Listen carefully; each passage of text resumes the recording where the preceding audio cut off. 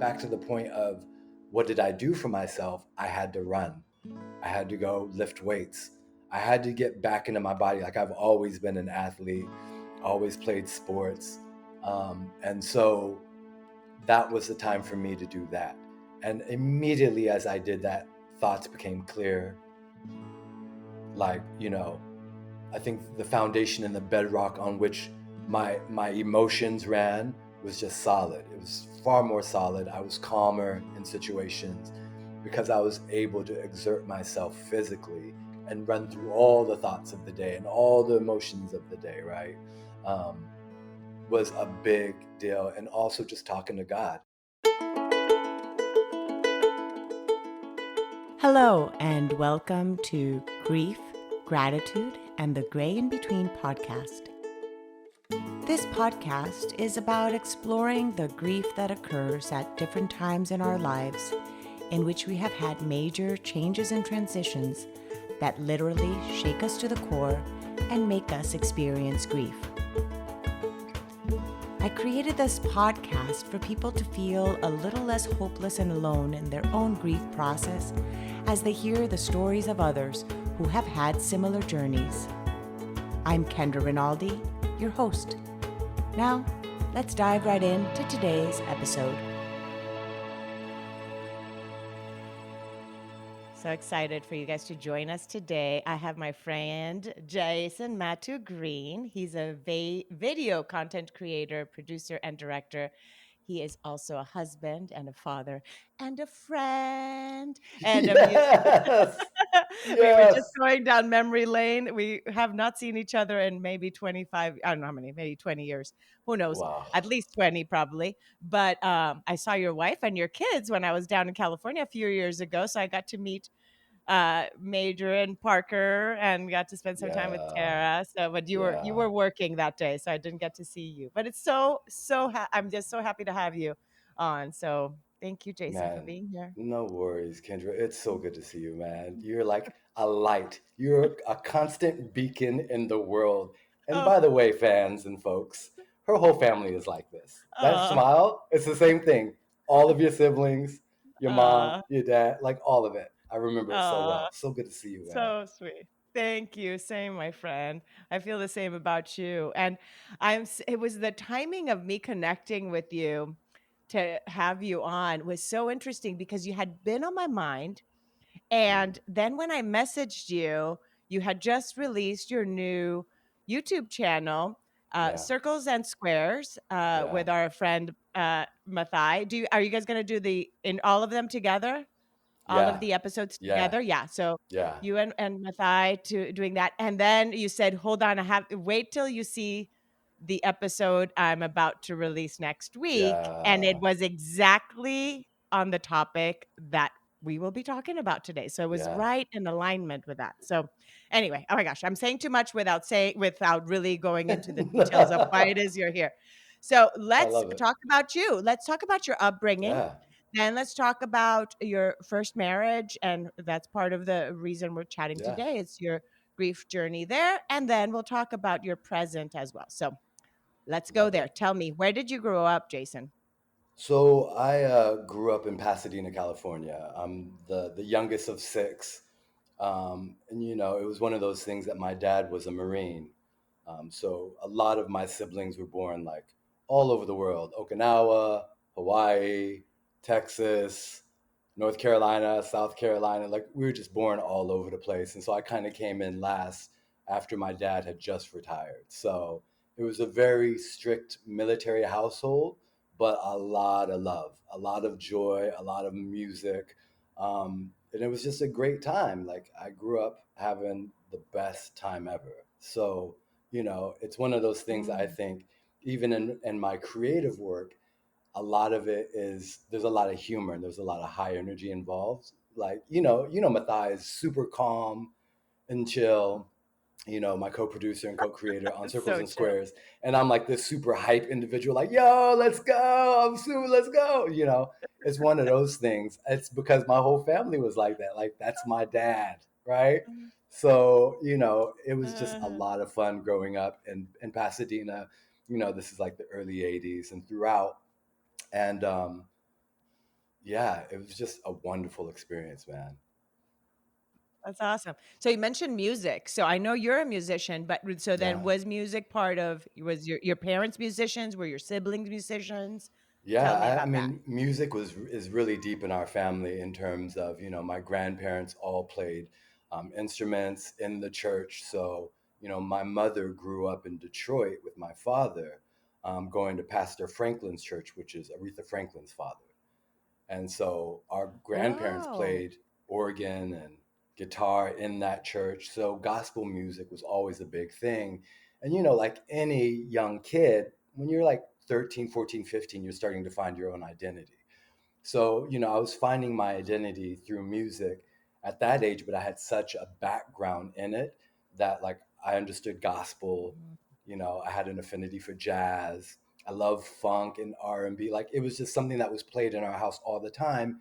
And with six siblings, four of them being sisters, it was a lot of like Michael Jackson, a lot of Stevie Wonder, you know what I mean? Like a lot of that A lot stuff of was pop just music then, always yeah. playing. Pop. Yeah. And Uh-huh. so growing up in that, as I became 14, 15, started to come into my teens, my music was hip hop. Like I found hip hop and it was like, this is for me, right? Every generation has their thing. It's just part of that youthful expression, right? So, you What know, was it about hip hop? What was it about hip hop that just attracted you? Was it the storytelling in hip hop? mm, What is it in hip hop that was like your whoa, this is my home? yeah, I mean, I think it's the same for everything and anything that people connect with. It's that it feels like it speaks your language. So at the Mhm. time, coming up and as a teenager in like 87, 88, 89, it really was a lot of topics, um, a lot of wordplay, a lot of just music that was in the craft that I connected with because also in hip hop, there's obviously like sampling around 88, 89, right? And even before that, but during that time, a lot of the samples were things that we went to in our cabinet when we were listening to music over the weekend, right? So it wasn't Mhm. odd to hear somebody like, Miles Davis or hear a Stevie Wonder and then be like, oh, they sampled this. Like it's just stuff that I knew. I just had a connection with. And so it's a Mhm. culmination, right? It feels like you're part of the culture. And that's the greatest thing. What's your tribe when you're 15, 16? You're trying to figure all that out. And it was sort of like, this is a home. Like this, yeah, like I get this. It feels right. Yeah. It's not for my parents. It's not for my siblings. Not for my aunts. Like it's specifically for It's me, and that's what mine. It's yeah, that's what you're trying mine. to do. You're trying to Yeah. carve out a niche for yourself, and so it was all of those things, right? That kind of just brought it where I was like, okay, I found it, right? Um, That's awesome. And now, yeah, are you self-taught with the instruments that you play, or did you go to school to learn any instruments? Did you have any teachers for yeah, yeah. instruments, I or mean, did you self-learn?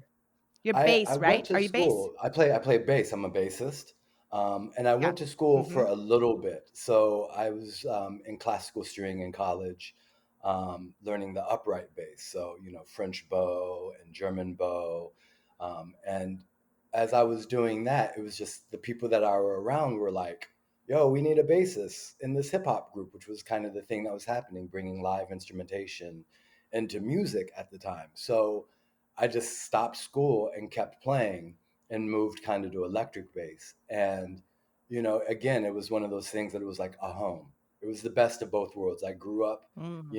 summers spending in Detroit around music, live music, and now I'm playing it, but within the framework of the culture that I most connect to, being hip hop. So it was the perfect mix. And the people that I was with, I mean, those guys, Ray Lou and I Ben, was just gonna say right? then Jamal and I was gonna Mathai. ask Like, then, how did you end up coming how did you end well, up yeah. coming to meet all this other new family, Well, so addition to your that's family? yeah, man. That's the incredible thing about your life story as you look back, right? Because now I'm 46, and I'm thinking like, oh, when I was 22, I was going to Pasadena City College playing basketball, and one of the dudes on my team is Ray Lou, who is my longtime friend now, right? Oh. And we just hung out and we connected through our joy of music. And then he was like, hey, let's go hang out with this dude. And we hung out with another guy. And the other guy knew guys who were in Justice League. And we all kind of ended up hanging out and being like, oh, like what's this about? Like, okay. And for me, for those that know or don't know, like all of these guys that I met that were in this group Justice League were Baha'is. So I knew nothing about the Baha'i faith. And I come in, and all these guys, none of them are drinking, none of them are smoking, like none of them are chasing girls. Like it was the funniest thing. And I was like, who are these weirdos? But like there was a connection, and we had this friendship that was like born out of the love of the music and just generally funny people. Like if you can make me laugh or we can like go at it, like I'm in it. Like let's go. And so that's how I met these guys, and eventually played a little bit for them, um, as their bassist in a lot of their shows and a lot of the recordings.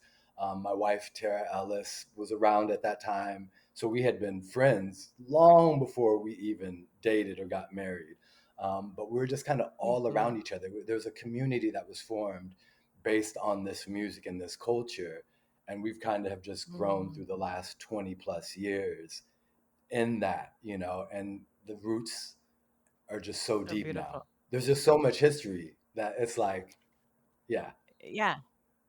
And it's not only revolving around the aspect of music, but also the fact that you guys use music as a vehicle of service too, yeah, yeah, and that really, because you would perform in different events and things like that yeah, had like yeah, some kind of social action type of involvement yeah, too, that makes yeah, it be that you create this different bond when you are connected with somebody in that light of service.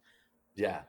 And we don't, and I didn't even realize that. I mean, Mhm. I'm just like doing music and having fun, and just being like, this is dope. I'm into this. But then, later on you realize sort of what you're doing and the effect that it's had. And I think that takes a little bit of hindsight, because when you're 20, you're doing this and you're like, yeah, I'll go do a show in Arizona, or we'll go do this and that. And it's really just about you wanting to practice your craft, right? But then you start to see the effect that Mhm. it has, and you start having conversations, and you're like, oh, like, yo, this is a thing. Like people are responding to it in ways in which I did not expect, right? And so that's where that unity piece Mm. comes from. And it's really just vibe, right? We're all connected by this vibe, and the vibe is love. Let's just distill Oh. everything and call it what it is. It's love. And so it's one of those things now that you look back and you can clearly see it, but you're in it, you're not necessarily aware. Like I'm a pretty sharp guy, but I don't know how sharp I was at 2021. Ronaldo, you'll remember I was not that sharp. I'm not picking stuff up Well, like I that. wasn't that sharp either. I wasn't that sharp either. I I like don't know if you're supposed to when be, I right? meet people now and well, although, I look back, I was looking back at a video of me talking about when my sister died and myself videotaping talking about my grief journey then. Yeah, And I was actually shocked that as a 21-year-old, I thought in the way I did. I was like, oh, I didn't know I was deep, at 21. yeah, I had really no yeah, clue. So yeah, we might have been deeper in thought and in process than we think we were, yeah, because when you yeah, look back, you're like, oh, wait, we're also kids, right? So we're also, sure, living and making probably not being too bright in the choices we make in life sometimes, but it is what it is. So yeah. let's navigate into then how then you met your first wife, Damina. Damina, I was telling you, I'm like, I want to say it like I'm like Say speak it like Spanish. that. That's Like that, she. Damina. She loves that. I'm telling you, she's in the next world. Like, yo, Rinaldi's saying it really well. That's how she would wish she would have pronounced it. Like she wish I would have Oh, said that all the time. oh, Yeah. oh. So So tell us, how did Damina, you meet her? Yeah. it's really interesting. So again, you kind of the roots kind of in the thread throughout is that the relationship to being a Baha'i. So I was, again, just thinking back to the music that we were doing with all these guys that were Baha'is. I was hanging out with them, but not connected in any way to their faith, because I still wanted to Mm. smoke my weed and drink my drink and hang out. and do things that I'm not supposed to be doing, I guess. Maybe it was the best thing that I did that. But, anyways, I digress. So, after 7 to 8 years of just being around these guys, there were a couple of events that happened that made me say, okay, what do you want your life to be? What do you want your legacy to be? How do you want to live? How do you want your heart to feel? How do you want your mind to react to situations that you're tired of dealing with, right? And so, throughout the course of those events, a friend of mine gave me a prayer, and it's the prayer for detachment. And I would say this prayer every day. And I said it every day over the course of a week. And by week's end, the situation that I was in, I felt detached from. And I knew that that had to be a result of these prayers, and then this one prayer in particular. So I decided, okay, this is for me. And I became a Baha'i. And one of the first things I did, because part of the Baha'i identity is of being of service. So by that time, I'm 23, 24, and um, they're like, yo, we could really use somebody like you to go and hang out with youth in Oregon. So over one summer, I did a road trip with Zach and Mona Hearn now, who used to be Mona Oh, Kashani, and Zach Mo. Hearn at the time, Yes, who were kind of like, I interviewed Mona. I interviewed Mona. yo, like the strongest person ever. Like I'm like if she's tiny, but I'm like curious. packs a wallop. So she'd be like, "You're going on this trip with us." So we'd go on a road trip, and we went up to Oregon. And one of the camps we went to, um, Damina was there. And I mean, I'm 24, and at the time she's 17, so I'm not paying any mind to her at all. Like she was just super cool. And what I did not know, Kendra, is that while I was at this camp, working with the youth group that she was in, she was like, "Oh man, he's really cute." And in her mind, because she obviously never said this, she was like, I'm gonna marry him. She had like kind of put those roots in mentally, like, he's someone I wanna marry, right? So I'm there, I hang out with Wow. her, I hang out with her brother, throughout the course of the camp, and then I leave. Don't think anything of it. Um, 3 years later, I go to another camp. She's not there, but she comes at the tail end of it and is like, "Hey, how are you doing?" And I was like, "Oh, what's going on?" We exchange information, and next thing I know, we're emailing. Um, and it just, things blossom. They turn into something, right? You may not be expecting it, and then you're like, "Oh, this is interesting. Let me dust this off and inspect this. Let's look at this a little deeper and investigate it, right?" Um, and it just blossomed into a wonderful friendship, into a romance. And we were living like in two totally different environments. She was in Two different Portland, states. Oregon, and I'm here in LA. And so we would just hang out once in a while. Like I'd fly up to Portland for a weekend, or she'd come down to LA. And it was sort of that for maybe 2 years, I think it was, right?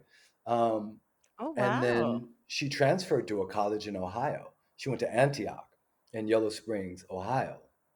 And I think that was the part of our relationship where we were like, okay, are we going to do this or not do this? And she spent a year in Ohio at Antioch, and then was like, I want to do this. And I was like, I want to do this too. How interesting. And so Oh. she came This, back like, and the meaning the relationship. This the relationship. Yeah. I Jason, mean, and we sorry. I'm did, like, I know that there's an echo, the relationship. yeah, no worries, no worries. Um, and so shortly after that, she came to LA and we got married really quickly. You're like, because what are you gonna do? You're gonna like, oh, we're gonna date forever. I'm not into any of that, right? Like, no, if we're gonna do this, we're gonna do this. And she is very much that same kind of person. Um, and we got married. It was amazing. Got married in my parents' home. A small wedding. Mm. My mom, my dad, her mom, her dad, one of her brothers, all my siblings except one of them, which was still living in DC. And it was the sweetest, smallest little wedding that we could have ever had. It was the best thing. And we took off. You start your life, you start going down a path So that then you have no idea what's going to happen. You just go down the path, what right? it's gonna lead. Yeah. But the fact that you had the family support and unit supporting you in this marriage already, Yeah. you started off in the right way. Did you guys then decide to live in California or in the LA area, or where did you live as a married couple since she had just been in Ohio? Like and she was Yeah. from Portland. Where did you Yeah. live? I mean, I'm an LA kid. I'm not going anywhere. Sorry. I'm like, why am I going to leave LA to go to Portland and get rained on all the time? That makes no sense for me, people. I am a tropical person. Kendra, we are tropical people. We want no part of the cold. I'm definitely not moving to Ohio. I was like, maybe New York City, but I was like, there's nothing in New York for me. And the winters. Nah, I'm good. So, we settled on LA and we lived literally, like Hollywood, which is, it was like sort of like East Hollywood. So, Los Feliz, Silver Mhm. Lake community. We lived there, and then moved after maybe a year there, 2 years there, to Pasadena, back to kind of like South Pasadena, um, Back where you grew and up. kind of back where we grew up, yeah, or where I grew up, Mhm. which was, it's when you move as someone who's single and you like, I'm just gonna pick up and I'm moving to another neighborhood. It's different when you're married and you do that, right? So we just kind of like, where do we want to go? And I'm always about like, I want to be near the city, but I would like to have space. I want quiet at night. Mhm. You know what I mean? Like, I want some kind of piece of me that can step away from the madness when I want to. And, Pasadena is definitely that, in certain pockets of the neighborhoods, right? Um, so that's kind of where we planted, for a long time before we moved into Highland Park. Okay. And Yeah, so I liked what you said about the needing I like what you said about the needing that quiet because it says a lot about you too, because it means that you are okay with sitting in your thoughts and your emotions too. I'm yeah, assuming that by just what you yeah, just said of being, away from all the hustle and bustle and yeah, retreating and kind of being able to think and be and meditate per se or so yes. I like that Yeah. visual. So how far into then your marriage was like when did her illness, when was her diagnosis, and when did that how old was she when she was diagnosed? Let's go. So, we were living in Highland Park, and I would say, that would be probably year 3 into the marriage, Hmm. um, which, that's putting her at like 26. So young. Um, So her yeah, diagnosis was brain cancer. it was brain cancer. It's, glioblastoma. Um, so tumors in the brain. And it was really crazy because at the time we were living in Highland Park and she was going to UCLA to finish her studies. And, one day she's like, all right, I'm off to school. And where we lived on a raised platform where we could see down into the street. So we were kind of on the hill, and I noticed that she went to her car, and then she was just sitting there in the car. And then I walked away, and 20 minutes later, I walked back to the window, and her car is still there running. And I was like, huh, she must be on the phone. Maybe she's talking to her mom or dad, and she's just on the phone before she like starts driving. And a few minutes later, she walks back up to the house, and she was like, that was really strange. She was like, I don't know what's going on, but I felt the car lift and levitate like it came off the ground 10 feet and floated there and then crashed back down. And I was like, what? And she was like, yeah. And she's like, I don't know what's going on. And then she also kind of explained it that the car was floating and then it was kind of swaying back and forth and like this kind of light oscillation where it was just moving back and forth and then would crash down again. Um, and she immediately knew something wasn't right. It wasn't like, oh, I didn't eat today, or it's not anything like, oh, my blood pressure. It wasn't anything like that. I think she immediately knew like there was something really not right happening. Um, She was so and in tune literally, with her body, very in tune. yeah. And I mean, I think the experience that she had that first time was so visceral that she could not explain it away. Like, if you've had something visceral happen to you, there's no like if, ands, or buts. It kind of is what it is. And either you you lean into it and actually try to figure out what's happening, or you run, right? And she was not that person. She immediately got on the phone, made an appointment the next day. The next day, we go in for an MRI. Um, and because she was a student, she could do it at UCLA. Went there, got it done. And later that day, one of the school um, doctors was like, hey, we want you to go to this clinic. We've moved all of your MRI scans and files to this clinic. We want you to meet with this doctor. And we immediately knew like that wasn't good. There hadn't been a diagnosis given, but we were like, that's not good. Um, so we go to Cedar Sinai, and this doctor proceeds to sit down and tell us that she has massive tumors throughout her brain. Um, and before they get any further entrenched into the brain tissue, that we need to have a craniotomy done immediately. And so within the course of like finding out to going into Cedars for the craniotomy was like 72 Surgery. hours. And it all Mm. kind of happened right around her birthday. So she literally had a birthday party the day before she went in to get her craniotomy, um, which, I think for me, and a lot of the story that I tell as now a content creator and producer on the television side is really like the story that I know. So, even as I'm telling this, I'm Mm. thinking like, you know, I felt so disconnected from my body, so disconnected from reality, that I remember us having this party, and our family was over and friends were over. And I was like, why are we doing this again? And it wasn't like for me, it was for her. It was for Damina that we did that party. She wanted to do that, which was exactly what she wanted to do. But I was so disconnected and thrown, you know, all over the place. I was like, what is happening here? I was processing, right? And so we go in, we get the craniotomy done, and you know, you go through a lot of different thoughts. I think, the clearest thing I remember about her getting the craniotomy is that we were at Cedars, and while we were there, um, I was looking out the window.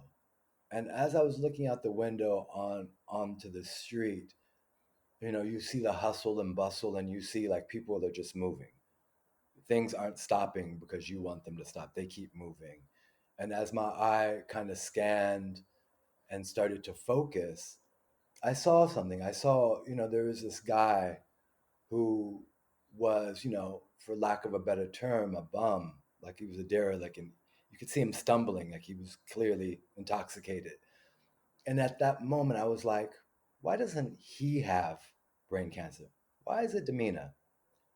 Mm. And that was the first thought of like, she shouldn't be having this. Like this dude is out there hanging out, doing nothing, throwing caution to the wind, yet this incredibly intelligent, thoughtful individual who at the time, if you put Demeanor side by side with someone who's this drunk derelict, I'm like, she could be giving so much more to society, right? So those are kind of the first Mm. lessons in like looking at what's happening. And as you make these judgment calls, those judgments on other people or on the situation start to bend or twist you. Like my father always Mm. had this incredible thing he would say to us. He would say, as the twig grows, he would say, as the twig grows, as the twig is bent, so grows the tree. So what he would say is, As the twig as is the bent, twig is as the bent, twig is bent. so grows the tree. Meaning that you're growing out of the ground, and as you have these bends and shifts and knots throughout your life, you may not be a straight up and down tree. You're going to be crooked. There's going to be things that change and move you from some side to side and change your course or your trajectory in life. And so there was some bending that was happening with me. And I would say early on, probably not in the most positive way. Um, Definitely very angry. Definitely was like, um, and excuse me for saying this, but a lot of her friends, I was like, where the fuck are her friends? People kind of just Mm. disappeared all of a sudden. And me being the person I am, like, I'm not about someone kind of half in and half out, And so there was a lot of that feeling. She had the craniotomy, Mm. she came out, immediately had to start doing, radiation therapy, um, immediately had to go on this crazy cocktail of dexamethasone, which is a steroid. So, she gained, probably 40, 50 pounds because it would make her eat, which is a good thing. We wanted her to kind of like build up her body. But the steroid itself just made her absolutely crazy, right? She would oscillate in terms of emotions, and super volatile. And so, you're just going through that first part of it, you know, was incredibly taxing, mentally, emotionally, spiritually, physically. Um, but you come to find out like that's only one part of the process, right? Again, Yes. hindsight. I want to No, go ahead, please. go ahead. Say finish your thought. No, finish hindsight. Go ahead, finish your thought. Sorry, it's because we're overlapping. There's like a switch, slight delay. So when I talk to you, it's kind of like I'm interrupting you. So Oh, sorry. hindsight, go ahead. Say that I, part. I think in hindsight, what I have realized is that that was just the beginning, right? Because you're in it and you think like, oh man, this is it, right? I mean, we're sitting at Cedars and she's having surgery on her brain, and the slightest miscalculation could be the end of her. And so you feel like this is it. But in hindsight, I look now at the story and I'm like, that was just the beginning, right? Mm, mm. When you're saying all this, I'm thinking of these two young people going through something so hard, right? Here's you're starting your life, you're Yeah, as a married couple, 3 years into your yeah, marriage, and then you're having to have this major test, not only in your relationship, but in yeah, because of course, like you said, the medication would affect how she would react and so forth, but right, also just in your own relationship to yourself and your creator and everything and your thoughts and your yeah. beliefs, right? A big test. So question being, what did you do in order to um be able to keep yourself in a way that you're still able to care for her but also Hmm. caring for yourself? Like what did you Right. do to take care of Jason during that time as you were being a caretaker to her? Early on, I didn't do anything. Um, and what happened was the pressure, and I don't know if you have experienced this, but I assume people listening to this who have gone through a similar situation will understand this. The pressure and the stress was so immense that there were a lot of times where I felt like, oh, I'm going to die. I'm going to have a heart attack. I'm gonna have a stroke. I'm gonna have an aneurysm. Like the pressure, I've never felt pressure so great, um, to the point where I was like, oh, this is going to kill me. Um, and what I immediately did is I would just run, whether at a gym or on the street, put my sneakers on, and I would just run. And when I was running and jogging, you know, it was sort of like running away from my problems. In that moment, I was able to just run and exert every emotion, every ounce of myself physically until I was just completely drained. I would just run and run and run. And a lot of times I would go to the gym and, you know, we, I would, kind of get Damina ready for bed. And at some point, her family, being her parents, came down and her dad would come and stay with us and her mom. Um, and like, I'd be like, you guys good? And I would get up and go run at like 10 o'clock at night. And I would go to the gym Mm. and I would run on that treadmill till like 1 in the morning. And then I'd come back and just sleep. And that was my way of expending all of the grief, all of the anger, all of the hurt, all of the fear, because you're not only dealing with the fear of your loved one being sick, but you're dealing with bills, you know, doctors, medications, nurses. There's sort of this thing that I think is also not told about, people who are caregivers. And I felt like it was so, particularly for me as a young Black man, was that, I would have to advocate for demeanor in situations where they would kind of just want to like be like, we're going to do this. And then be like, yo, hold up, what is this? They would have to explain it to me. And in their explanation, I think they felt like, why am I talking to this Black dude about this? Right. But I had to be that Wow. advocate. So you So felt I would, racism.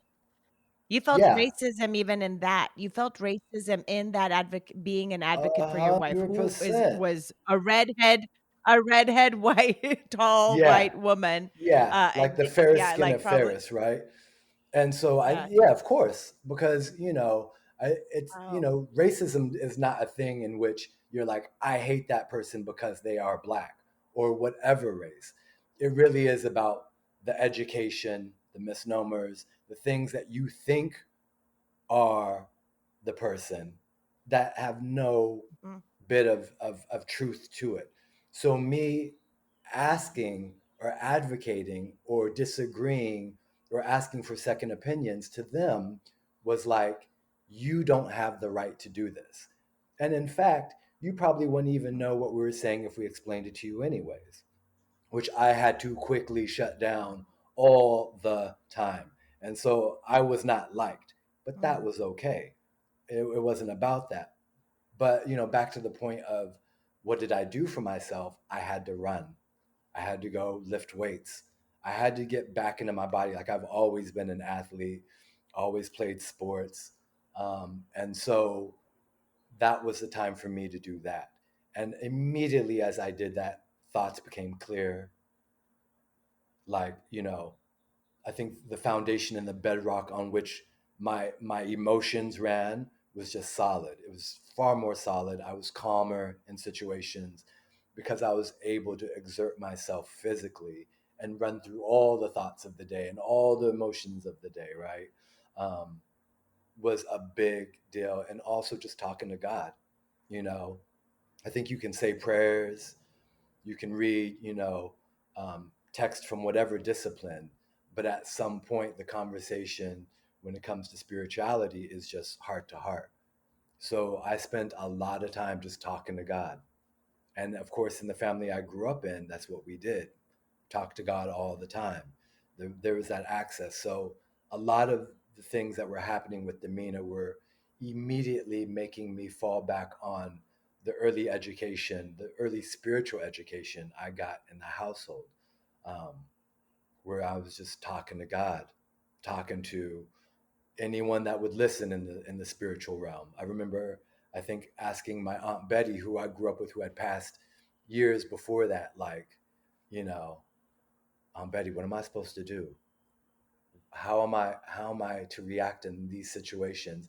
And not that she spoke to me, but what was really dope about that is, my Aunt Betty and all my family were really like straightforward, hardworking, honest people from Detroit who all worked in the factories. And my Aunt Betty, one of her favorite things was smoking menthol Benson and Hedges cigarettes and drinking Crown Royal. So when I would have these conversations with her, my 8-year-old mind would You're see her imagining her. smoking cigarettes, drinking alcohol, being like, baby, it's gonna be okay. You're fine. Like we're here with you. Like it's it's those things that you fall back on that again, in hindsight, you're like, that is really wild. Like, yo, like, but that's where you draw strength from. That's who's to say where you draw strength from, right? And so it was these characters and these Mhm. individuals that I would talk to all the time, and I would just ask God all the time, like, help me just for today. You tell yourself a lot, like Mm, maintain, just maintain. And I would go back to that of just being like, God, I don't know what I'm doing. Father, I have no idea what I'm mm, doing. Make the way. I can't do it. that is just so that's so perfect. Just that submission, right, to his will at some point, coming from having started with the aspect of like why her to then the really like submitting to Yeah, submissiveness to his will and just guiding you in that process.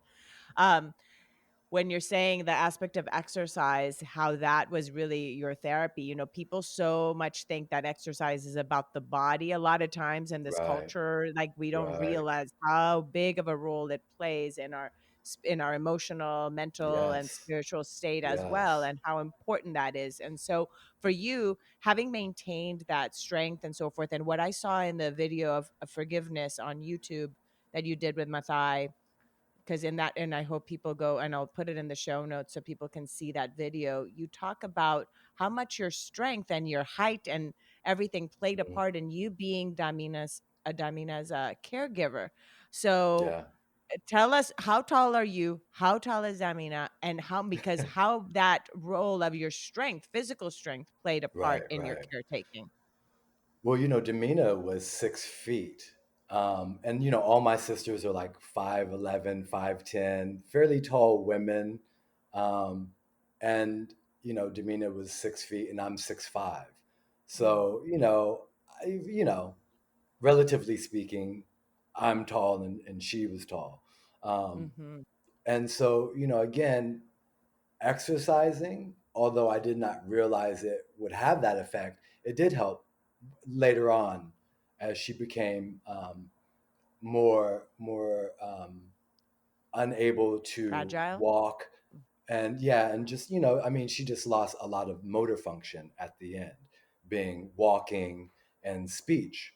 And so I many times would have to pick her up, or at one point when we knew that none of the therapies were working and we started hospice care, there was a day in particular where all of the hospice equipment was coming into the house. So it was like, you know, oxygen, a bed so that she could sit up, um, all of these just different amenities to kind of help in that caregiving. And a lot of times I would just have to pick her up. Like I would just have to lift her up so that we could change a room around or change the sheets. And there were things, obviously, nurses would come in and they would help, but it just helped me to be in great physical shape at the time to just like, no, I got this. And just because sometimes you just have to, like, that's another part of this thing, right? You just have to lean into it. There's no like half in or half out. So if you move with speed and agile. And I would just be like, oh, I'm got her, and I'll just pick her up. Or if we're doing something like, let's go, we're going to the pharmacy. Like you become very disciplined in terms of like what's happening with your time, because you don't have time to really like sit around and be like, oh, should we do this or should we do that? Well, we'll wait till the nurses come. Like there's no waiting, you just do it. So unbeknownst to me, Mm. being in good shape and just exercising was the best part of like what I could have been as a caretaker in a lot of ways. Just physically being there for her was a big deal, because she didn't want to be trapped in the house. So we'd go for a car ride, and I have to put her into the car or help her out of the car. It's all of those things that definitely played a role, for sure, for sure. Hmm. Yes, yes. Now, this journey of her diagnosis till her death, how long was that journey? Um, 2.5 years, somewhere's around there. Um, 2.5 years. Okay. so and And yeah, yeah. 2.5 years. Now, what were then some of the things that you did then after her death in terms of your grief? Like what helped you then? You've told Mm, us what helped you in your grief journey as a caregiver was hmm. exercise and prayer and talking. What were some of the tools you used then for your grief journey after Damina's passing? Oh, yeah. Um, I think I can best explain that question by kind of touching on a moment. And I talk about this in circles and squares, but um, at the very end, you know, she just had no motor functions in terms of being able to walk, or stand or really sit up. And so, um, you know, it was always a thing of like what she needed versus what what I thought was right. At the end, it doesn't matter what you think is right or wrong. It's really about what they need. So, you know, she would be like, I want shrimp cocktail. And I'd be like, bet, I'm gonna go get you shrimp cocktail. Like it wasn't something that was supposed to be in her diet or, but it does that matter? Does not matter a lick. Mhm. One of those things was that, at the end, uh, the nurses were sort of like, well, Damina, you can wear these diapers so that you don't have to get up in the middle of the night and go to the bathroom. And Damina, being who Damina is like, nah, I I want no part of a diaper. And she was like, Jason, you're going to get me up and you're going to take me to the bathroom. And of course I am. Absolutely. And she had the same ritual, like I'm sure we all do. 3 in the morning, he has to get up and go pee. And we would do that every night at the end. And one night in particular, I think I had kind of just reached the end of my line, or what I thought was the end of my line. I was so physically, mentally tired, emotionally drained, um, tired of supporting others, because there's a lot of casualties in one person's death. And um, you kind of you end up sometimes being there for more people than you need to be there for. Um, and I was getting her up to go to the restroom, and I would have to lock my arms under her shoulders and under her arms to kind of lift her up and walk her to the bathroom, which is a strenuous task. And in that process of taking her to the restroom that night, as I was walking her back to the bed, I had this divine blessing of what it was all about. As clear as a voice could be, I was told, you are supposed to be doing this. This is not only a task for someone who is a husband, but it is a divine task that you are able to serve this woman. There's no glory in it. Um, there's no elevation of oneself. It is a service. You are supposed to be doing this. And that message for me was so clear and so loud that I immediately thanked God. I remember just saying, like, thank you, Father, and bawling. She didn't know I was crying, but I was bawling because I had realized that what I was doing was a divine gift. My service was a gift to me that I could give to her. And so after she passed, I tried to remember the idea of the gift. And I knew that um, there was no quick and easy solve. There was no piece of it that would have set everything straight or right. But I always, to this day, go back to the idea of the gift. You've been called upon to do something. And I take that very literally in my life to this day. If you are called to do something, listen to that voice. That voice is there for a reason. This was not a mistake. You are not a mistake. She was not a mistake. What has happened, although tragic, is not a mistake. Now you get up and you serve. You get up and you activate. Again, all of those things, you know, I understand are divine blessings in terms of even being able to recognize that calling. And then I go back even further and I think, like, my whole life was preparing me for this moment. There's no accident that my father was a Marine for 18 and a half years. And when we did something in our house, we had to do it right. We did it thoroughly.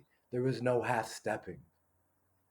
It wasn't so that you could gain more money or be smarter or, be physically more intimidating. It was so that you could serve in this moment. That alleviated all of the problems. Problems afterwards being, um, you know, do I stay here? Do I continue to live here? Do I need to keep the same friends that I've always had? Do I need to talk to people at all? Why am I talking to this person? This person doesn't understand me. In fact, why am I having small talk? I hate fucking small talk. Why am I doing this small talk thing? Why do I feel like I have to show up at this party at 9 p.m.? You know what? Maybe I'll get there when I get there. All of those things had to play a role in my healing. I had to question those things. I had to go in and be like, what is really important? Is this important? Is it important that, like, I go to this party? No. Which is kind of always a thing. I think if you ask any of my friends, like, I would go to a party and then they'd be like, where's Jay? Like 10 minutes in and I would be out. I would just jump on a bus or a train because I didn't want to be there. And I think even more so after all of that, it was just like, what is important? What do I want this to look like? I'm 36 at the time. What do I want this to look like the rest of my life? Do I, huh? I would ask all of these questions. And that's the healing part. Just, I had to go in. I had to, like, call out my bad behavior. I had to call out my good behavior. I had to call out um, the things that people thought I should be doing versus what I needed to do. I stayed in the apartment that we lived in when Damina passed for about another year. And most of that time in that year was me by myself in that apartment. Like, people would want to come by and visit, all out of love, obviously, and all out of support. But I just didn't want to see anyone, which was okay. And I needed that. And then there was a moment when I realized I needed something else. But all of those things took me just asking myself the questions, simple questions. At one point, I realized that I had to do two things every day. Because after she passed, I decided not to work. Fortunately, we had savings where I didn't work for 9 months after she passed. And I realized, like, okay,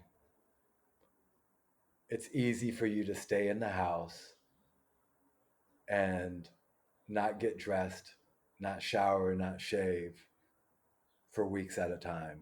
So, what you're going to do, Jason, is every day you're going to get up, you're going to shave, you're going to shower, you're going to get dressed, and at some point you're going to go outside. Even if it's to the backyard, go outside. Those are things that you kind of have to start mandating for yourself. That's part of that healing process that I don't think anyone can speak to for you. You kind of have to figure that out. And I definitely went to therapy. I definitely went to, I tried doing some like, you know, grief counseling in terms of like sitting with a group of people to talk out their Group. grief Mhm. with family members who had passed. It wasn't for me. That was not for me. But I knew like if I shaved and showered and got dressed and went out, even if I walked down the block to the taco stand, do that. And that immediately um, not only helped in the healing, but it immediately informed me of the person I wanted to be. It informed Mm. me the idea of the life I wanted to live moving forward, the craft that I wanted to perfect and practice, the individuals that I wanted to connect with or that I did not want to connect with became really apparent and have really shaped who I've become since then. I believe for the better, but my healing is mine. And I continue to say that because I want people to understand, like, I don't care who tells you. I don't care if it's Oprah and Dr. Phil having a one-on-one with you. It's yours. This is yours.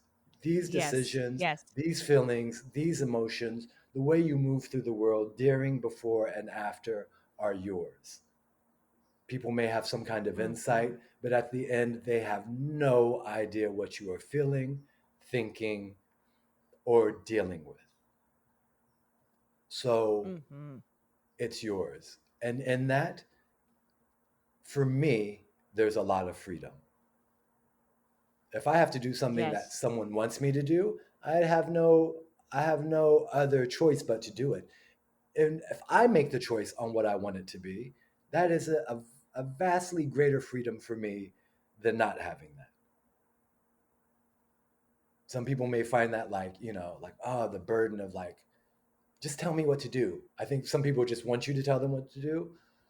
I didn't want any part of that. And that was a big piece of this. And that was the blessing Mm. of the healing.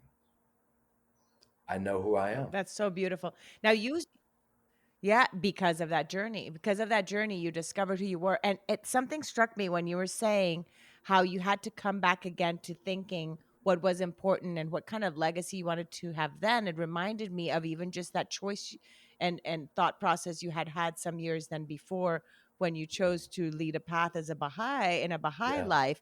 You had yeah, similar questions then in terms of yeah, your life then as yeah, what was happening then in this moment after yep, your wife died, like these like aha kind of moments, as Oprah, you since you mentioned Oprah, right, right, aha kind right. of moments of like, whoa, okay, like what is it that how is it that I'm going to lead my life? What do I want to leave behind? That's just amazing. You said two things that you did. You said that get up, shave, shower, and go outside. Was there another part of that equation, or were these all like in the same one? Was there It, it was another it, it thing? was really just that thing. I Uh think huh. that was like the baby step because I That had, was the yeah. I was just in the house a lot. And Move, in fact, just move I it, moving. yeah, I just remember like, you know, laying on my floor in our apartment in Highland Park. It was beautiful wood floors.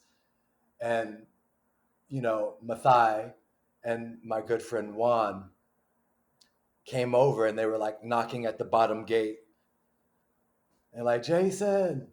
And I just was laying on the floor. I was like, I'm not getting up off the Mm, floor. I'm going to lay here. And they were just persistent and made me get mm, up. They made me get up off the ground. And when they walked into the apartment, they were like, "How are you doing?" Because I clearly looked disheveled. I'm a super neat person. I'm very clean. The house, I'm sure, was in disarray, which, for anyone that knows me is like, that's not Jay. And I think that's kind of the baby step when I realized get up, shave, shower, get dressed, go outside. Just do that. I remember how hard it was to shave. I didn't want to shave. I didn't want to brush my teeth. I didn't want to shower. I didn't want to get dressed. And so that was me forcing myself to do it. It's almost like you're out of shape physically and you get on that treadmill or you lift that weight and you're like, this is the worst thing I could possibly be doing for myself. Mm-hmm. When in fact, it might be the best thing, right? And it was those small Mm-hmm. steps. It's just like, go outside. Because I think if I would have not gone outside, fear would have taken over. Um,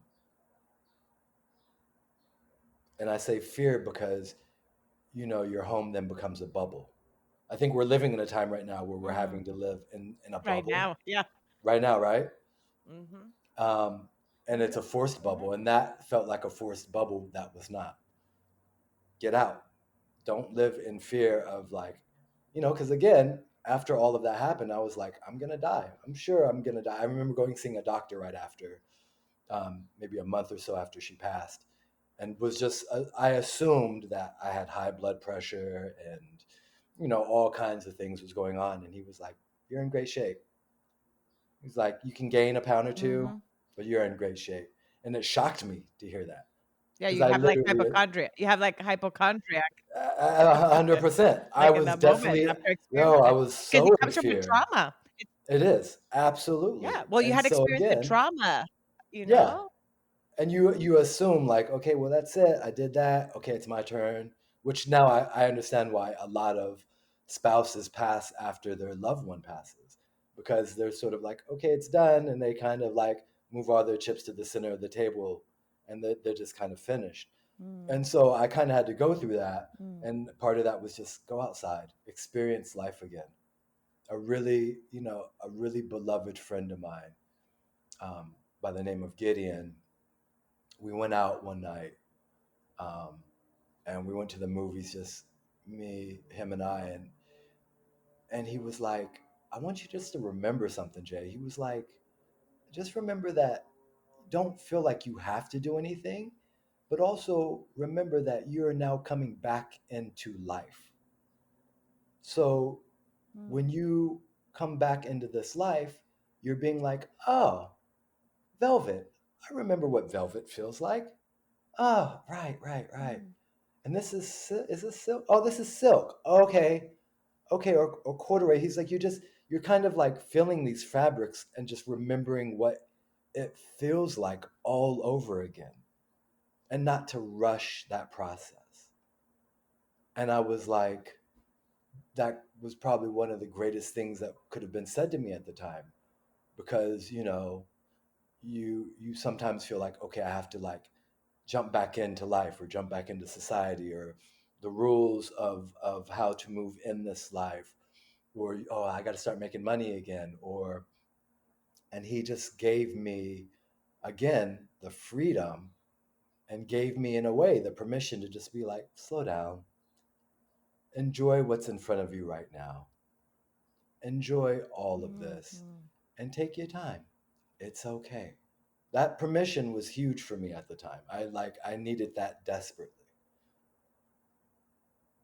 That's so awesome. Now, let me ask you, had Gideon experienced grief that he had that particular perspective of saying, had he been through something hard in his life that No. he knew had, you know what I mean? Somebody, it Yeah. just came to him to have that. That's such a beautiful insight that he had and he to I share it mean, with you.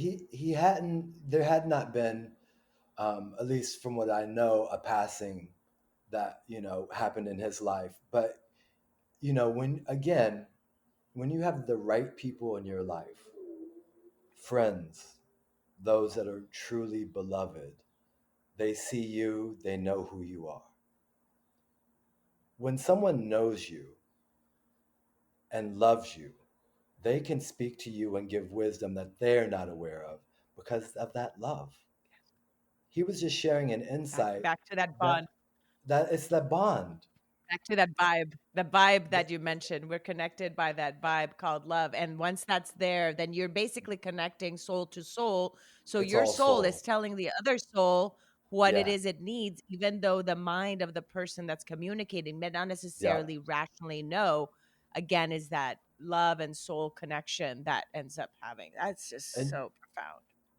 and that's what it is. I mean, it's funny because after the forgiveness episode came out, Gideon and I got on the phone and we're just talking about it because, Gideon, we call him Gideon. His name is Alexander Gideon, um, but I Mm. call him Gideon.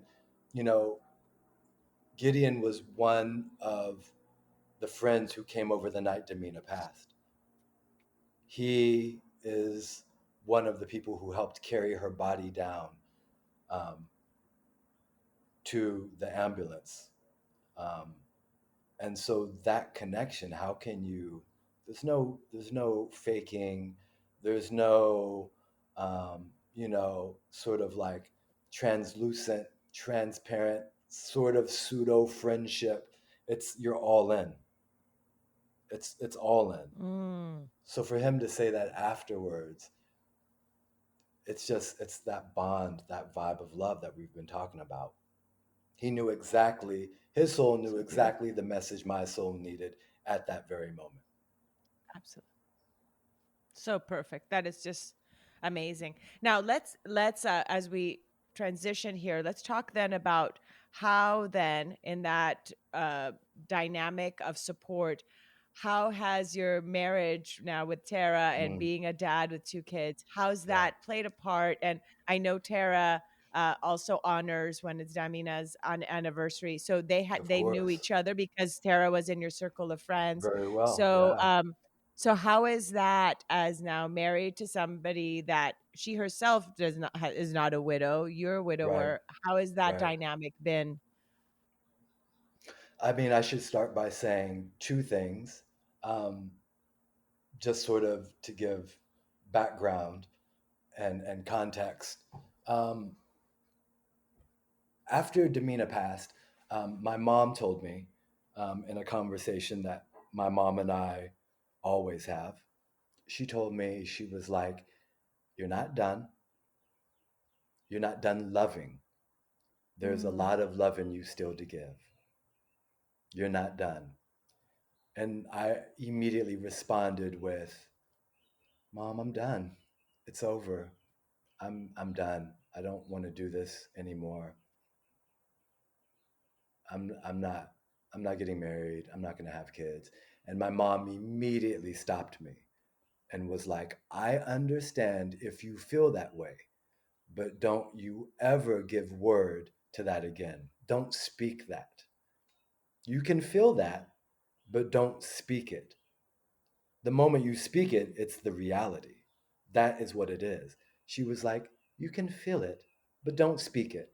Hold off on that." Mm. And I took that wisdom. The second thing you should know is that Tara was living, for a minute, she was kind of traveling abroad and living in Belize. And so I hadn't seen her for, a good period of time while Damina was sick. But the one thing that Damina always would have us do is play Tara's music. She Mm. loves Tara's voice. She loves the message that Tara gives.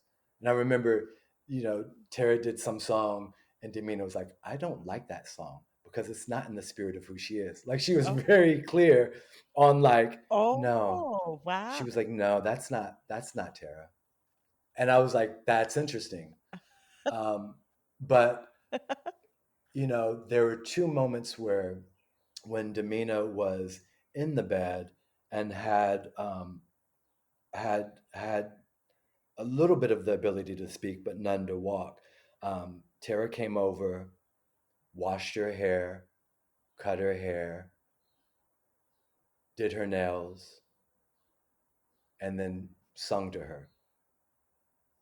She did that Mm. when she got back from Belize and sung to her. Um, and then she did it again the day before Damina passed. And I did not find this out until later, much later, but that day before Damina passed, Tara was singing to her, and then she started doing her nails and kind of just loving up on Damina. And Tara, you know, to put Damina's heart at ease, told Damina, hey, don't worry about Jay. We're going to take care of him. We're all going to take care of him. We love him. We are his friends. We are his family. We are going to take care of him. And Damina stopped her and waved her off as if to say, no, no, no, no. And she pointed at Tara and said, you're going to take care of him. And Tara was like, no, no, no, no, no. We're gonna take care of Jason. Don't worry, all of us. Like, we're gonna take care. And she stopped her again, waved her off, and was like, no, you're going to take care of Jason. And so, I mean, I didn't know that until after we were married, being Tara and I, which would make sense Wow. because the first time I asked Tara out on a date, she was like, what is your problem? Why would you ask me that? No. Looking back on it, she was fearful. She was Scared. scared because Scared. Damina had so clearly was like, no, Wow. you're going to take care of him. And Wow. so with that, you know, Tara is exactly where I'm supposed to be. The blessing of my life and the continual story and thread throughout my life is that God makes it so easy for me to live this life that He places me exactly where I need to be when I need to be. And that I am just Mm-hmm. submissive enough that I'll roll with it. That's been my blessing. You know what the Tara, blessing is, Jason, is the fact that you're no, go ahead. aware of that. The fact that you're aware, the fact that you're aware of that, that you're where it has to be in the hard times and in the good times, that you know that that's exactly where you're supposed to be. That's the blessing itself, because all of us are in that space in our life. We just have to make that awareness of knowing that we are exactly where we have to be for ourselves, for our own growth and spiritual growth. So, what a blessing that you're aware of that. Um, Go That's ahead. it. No, Yeah. that's I mean, because we're hard headed, you know. We think we want things, or you know, and it may not be. And for me, it's always the better good. I'm blessed with the better good. I might want to do something or be something, and it's like, no, that's not for you. And then in the moment, you're like, oh man, but I really want that. And then you're like, no, I guess I didn't, because that was not it. That's my blessing. I don't have to fight Mm, that blessing ever. And mm. and Tara is part of that. I told my mom I wasn't going to love again, that I was not going to have kids. Before Damina passed, she had said no to that. She said no to that. I now have two wonderful kids that when I look at them, I continually say to myself, I did not think I was going to have children. That's the blessing in having children alone for me.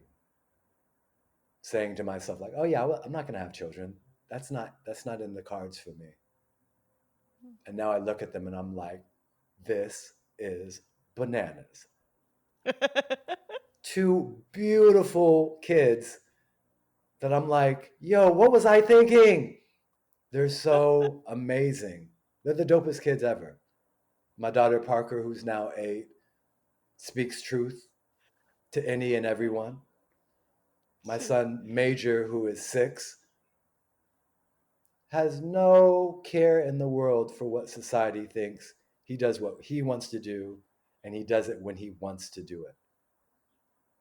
That one right there, that's the gift and the curse, Mm. because we have to teach him, like, hey, make sure you're on point with that. Make sure you're not treading on other people's liberties and loves. But when he wants it and he wants to do it, that steadfastness. Never seen anything like that before. Mm. Brilliant children, brilliant. And that's me. That's The the second lessons we half of my learn. life. Yeah. That's my story. I get to tell that That's as your part of my legacy. story. That's your legacy. And Hmm. it's like it's my legacy, but also they're just doing it at a higher clip than I was ever doing it. You look at them and you're like, they're doing this Mm. so much better than I was doing it. At 8, I could not have told my father the things that Parker tells me because I did not think I had um, permission to speak so honestly and truthful. Mm. She just says it. Daddy, I don't like that. And will give me a reason why. Man, come on. Doing that at 8 as a girl, think about her doing that as a woman at 19. Let's change the world. Go. That's, Yeah. by the way, women, please She take over will. the I world. She will. Please. Yes, and she is gonna be part of that movement. When I see videos of her, I always like comment, on Tara's like, Instagram. I'm like, oh my gosh, I cannot wait to see this child as an adult. Like what she's gonna do is like, wait for it. Like it's like Yeah. gonna be Yeah. like, whoa, Yeah. because Yeah. you can see that precautious, but that's not the word. Is that the word? Precoz is in Spanish. Precoz, like just very Like like progressive. yeah, precoce as somebody that just a little beyond their years, and Oh, how yes. yeah, Or as my um, mom would say, this girl's been here before. yeah, that kind of yeah, the old soul type of Yeah, mentality, yeah, yeah, yeah, yeah, that yeah, yeah. yeah, Yeah. you see that in her way of, like you said, the way of speaking. So it's been just such an amazing journey, just even just chatting here with you the last hour and hearing all these stories and getting to know you in this other level, my friend, has been just such a joy. Yeah. I'm like here, I've tried to hold back some of these tears because it's just so emotional to me. Um, one because I know you, but just also just the journeys, and I learned so much from the people I interview because there's something Yeah. else in that journey that I even Of learned for course. myself and take on. So thank you so much for No. sharing all this. Thank you. Thank you. I mean, you know, the one thing that you assume happens is that you tell, a story around death and that it becomes draining. And that can be true, but I don't think that's true in my case. And I don't think that's true for what you're doing with this platform. I think the idea of healing comes in a lot of different ways. And I think you voicing it and having a platform for it and a safe space, if you will, is just amazing, Kendra. Well, It's a big deal. It's a big deal because we think no one wants to hear the story. But what we actually realize is that we all share the same story. And if I can mhm. recount part of my story that can in some way help someone else, then we just get back to exactly what we were talking about at the top of the episode, which is the vibe and that being love. If I can love you, there's a lot of different ways to love you, and this being one of them. You are loving a lot of people, Kendra, with this. That's amazing. Oh, Like, well, blessings to you. well, I wouldn't be able to do it. Thank you, and blessings to you too, because I wouldn't be able to do it if I did not have guests that agreed to be on here and sharing their journeys. Because my goal is for people that are listening, if this ends up being the tool that they want to use for their grief journey, to listen to these Yeah, episodes, if that's their tool, then it's yeah. great. Just like you said, it's a fit for whoever. Just like the group kind of therapy was not your Sure, fit for your sure, journey, this might not sure. be somebody else's fit, but it will be for some. And if that can be that tool for somebody in their journey, to know that they're not alone, to know that somebody else has been through something similar, and just listen to some of these great tips of just even just Yeah, get yourself up, go out, simple things like that, yeah, that just yeah, putting one foot forward, as hard as it may feel that day, just that can help your healing. So yeah. thank you. And so for Circles and Squares, search it on YouTube. Yes, um circles and you'll squares on YouTube. Again, it's just a chance for us to tell story. Mathai and I, Mathia, a longtime writer, me, a long time in network television, and producing across different digital platforms. We just came up with a concept of like, how great would it be if Black men told their story and there was no kind of hype around it? We've known each other so Mhm. long. We're so we're so intermingled in our stories that we were like, they're funny, they're sad, they're Mhm. all of the emotions, like the spectrum of emotions we go through, but they're always authentic and artfully done. And that's kind of what we're about and what we're hoping to do. And so, yes, if you have an opportunity, They're good beautiful. people, Eh, circles and squares will change your life. Yes, it is. And what I can say though, the only thing I'd change about circles and squares is that I Yeah. want each episode to be a little longer, a longer. I'm like listening, and then I'm like, it's done. Yeah, That's we it. get I in and get want out, man. more. No, we're gonna Oh do tons of man, episodes. I'm like, I want more. We have 2 episodes up and they're like 11 minutes each, but as we've decided to move forward with this concept and build out the next 5 episodes, which we're in production for now, it's just the right amount. We want people to keep coming back and we want to be able to tell a story well. Like, we got to it's small steps, baby. It's small Oh, steps. man, I can't. I'm like, I want more. As you see, like this episode, just us talking has been an hour and 20 minutes. So I'm like, I'm that kind of person that just wants to know everything of the Yes, person's you story. do. So when you guys do the circles and You I have not so in changed a circles and bit. squares, I'm kind of like, you're still like the I same want to 22 know year old. I swear. everything. Yeah, yeah, I love Uh, it. You would ask. I'm like just as a the side note. same. You would ask questions that no one else would ask. Like it's funny because again, being Really? 22, 23, I remember us having conversations and you being like, "So what is your mom like?" And I'd be like, "Yo, like no one has ever asked me like what my Really? mom is like." You are just very much like, "Let's go in," which I love. I want to have a conversation. I love having Interesting. conversation. Let's get the small talk stuff out of the way. Like I don't want any part of that. But you would just go right in and like Love that smile and those eyes, you would just go in like be like, can she see my soul? That's I so think funny. I think Kendra can see my soul. That's so funny that you said it. Didn't know that I used to ask those kind of questions in my Yeah, 20s. I man. didn't know that. So Yeah. thank you. I'm glad you remember that. I guess I'm in the right platform You, then here oh, on your a purpose is podcast well asking in. people Yes. questions. Yes. Yes. Thank you, my friend. Thank you once again. Please hug Tara and the kiddos for me. Yeah, we'll do. And a big, big hug to you. And I can't wait for people to listen to this story and Damina's story. I keep on like I love Damina. that's dope. Do it. Just do it. Damina's story.